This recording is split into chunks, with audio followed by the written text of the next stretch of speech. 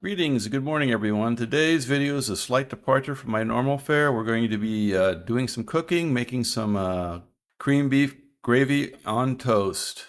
This was a suggestion from my niece when I was making this for them that I do a video about it, a tutorial. I don't know, I think most people know how to make this dish and you can easily find recipes on the internet, but I'm going to humor her and go ahead and do this tutorial. So hopefully you like it. If you do, let me know if you want more like this, or next video we'll be getting back to the tech stuff again.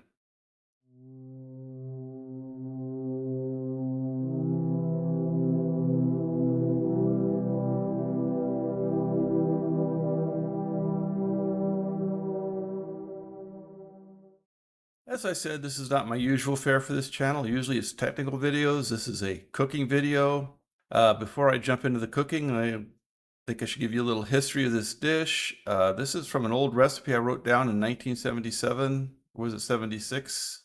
I'll have to think about that. I got it from a Filipino cook when I was mess cooking in the galley at Sand Island, Hawaii. Mess cooking is basically doing the dishes, cleaning the floors, just taking care of all the cleanups. That was an interesting time, interesting place. Anyway, original dish was chipped beef or cream beef on gravy, and it was made from a product called chipped beef, which I don't think I can get here. I don't even think I've seen it in the States. It was thin sliced dried beef in a jar. Even when I joined the service, it was ground beef instead of this chipped beef, so that's what I'll be using in this recipe. As I said, I don't remember if I said, but my niece said as long as I'm making this, I might as well do a video or a tutorial, so I'm humoring her, and that's what I'm doing here. Next video we'll get back to tech subjects, so let's go ahead and get through this one and see where things go from there. So first things first, before we head to the kitchen, I wanted to go over a list of ingredients. I'm going to go over in more detail, but here's a written list you can come back to if you want to make it the way I make it. One ingredient on here might surprise you, and that's the soy sauce. That's, like I say, I got this recipe from a Filipino cook, and he said that was the item that gave it the unique flavor. So we're going to see how this all comes out. Our first ingredient is flour. This is all-purpose flour.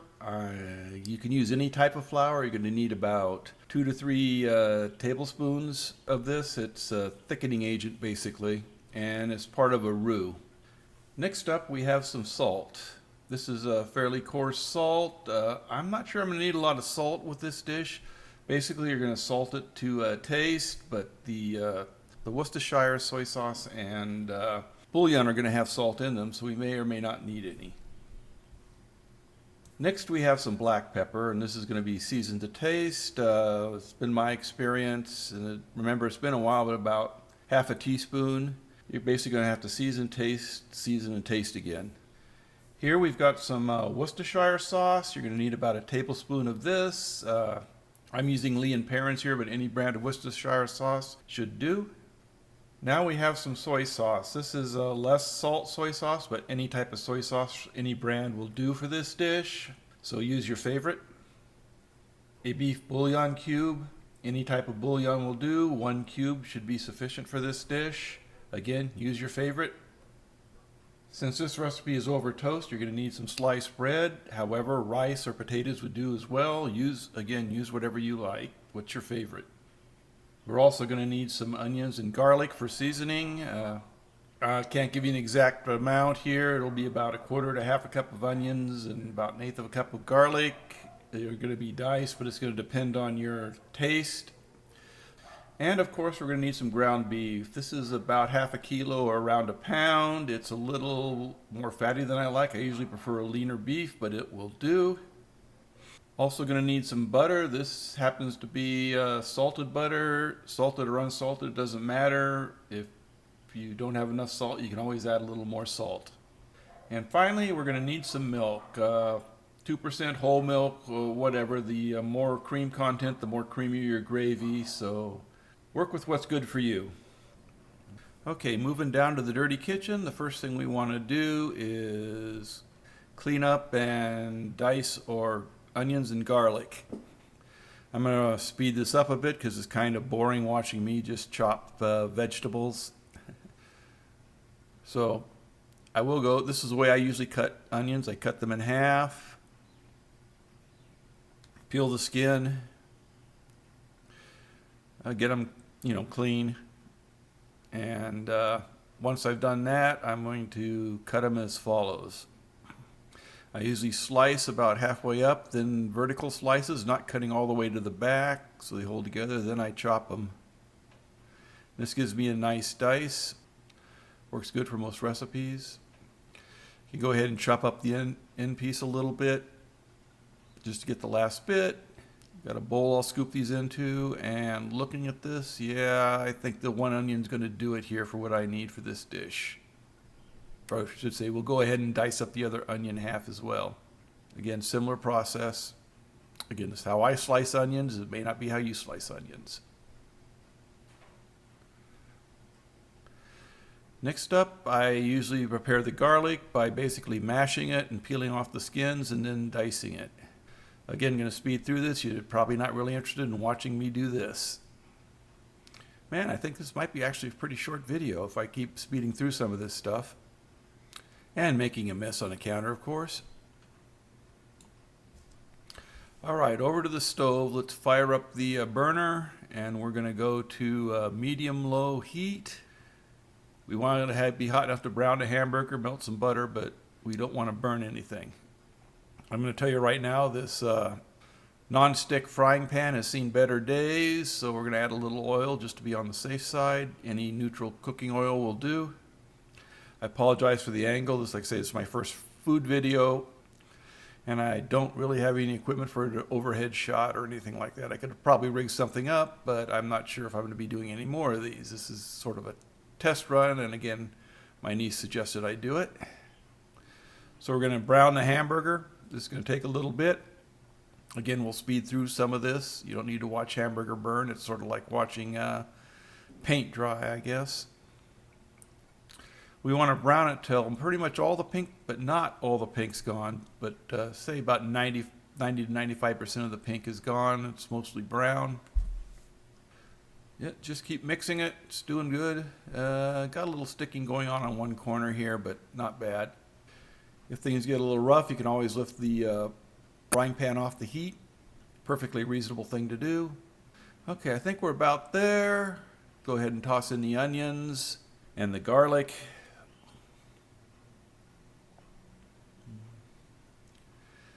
And we'll continue to brown and mix until the onions are translucent and the whole batch gets a little aromatic. That means I can smell the onions and the garlic cooking.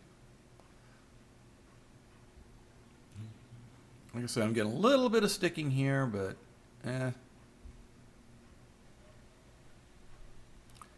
So once things are properly browned, we're going to check for oils in the bottom of the pan, and yeah, this beef was a little not quite as lean as I like, so I'll have to drain it. I'll be back in a moment after I drain off the beef fat here in the bottom of the pan.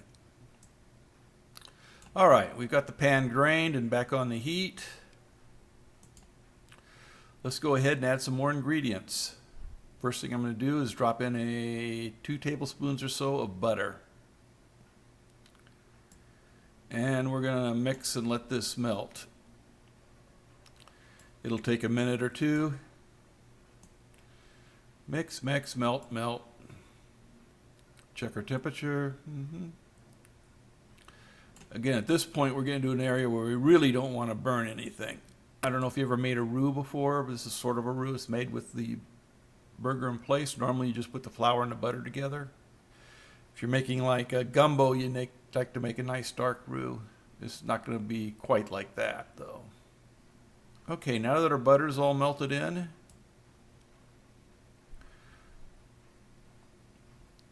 let's go ahead and add some flour. This is not really a tablespoon, almost. We'll go with 3 of these. That looks about right. And we'll mix the flour in, and very low heat. We'll keep this cooking for a while till the flour and the butter get incorporated. Scrape the bottom of the pan because now we put the flour in, we're going to start seeing some stuff sticking, even if it is non-stick.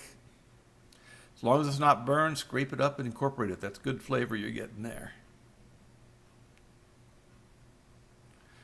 And again, lift it off the heat when you have to.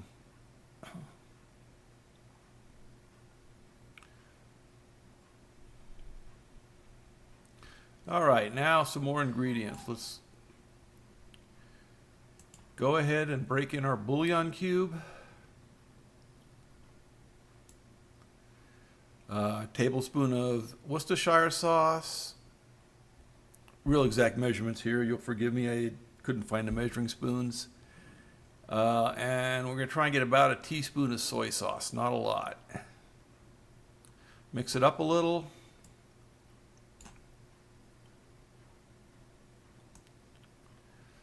Now we're going to go ahead and add our milk. Remember, you got to keep this on a low heat. You don't want to scald the milk. You do want to get it to a simmer though. I will say that the boxed whole milk here in the Philippines has a little higher fat content, and this is not quite, I need about 2 cups. This is maybe about 1.25 cups. So I think I'm going to have to add some water, which is okay. Like I say, there's a higher cream content in the whole milk here in the Philippines.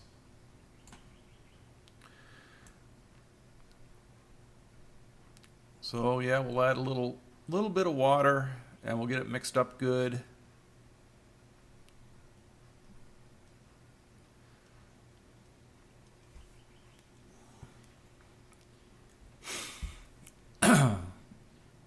All right, let's we'll go ahead and once it's mixed up good, we'll raise the temperature a little to get it to simmer.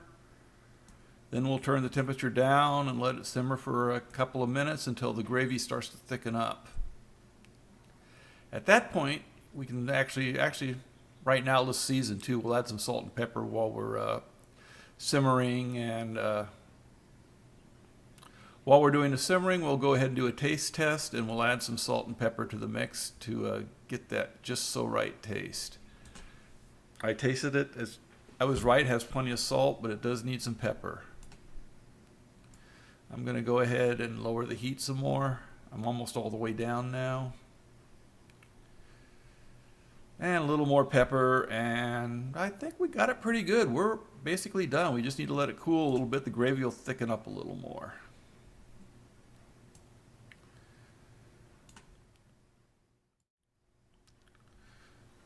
All right, let's toast up our toast. We got it lightly toasted. We transferred the gravy to a bowl, and we're going to spoon some over our toast, and we're going to give it a try.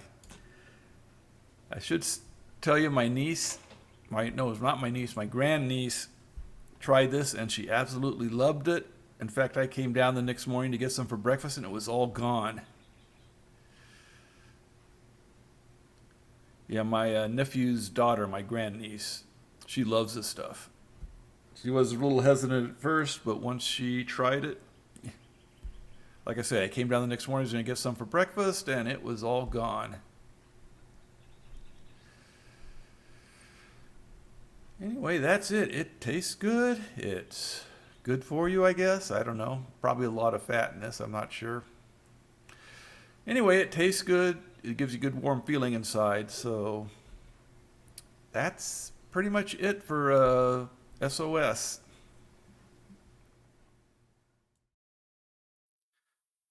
There you have it. That's my video on making hamburger gravy on toast, or beef gravy on toast. You call it what you want. SOS, as we used to call it in the service.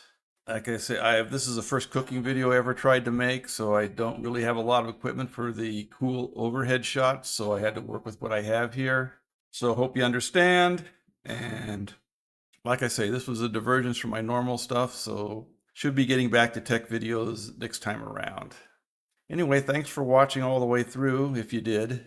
Don't forget to like and leave a comment or subscribe. Any of those things help. Anyway, thanks for watching. We'll be back next time.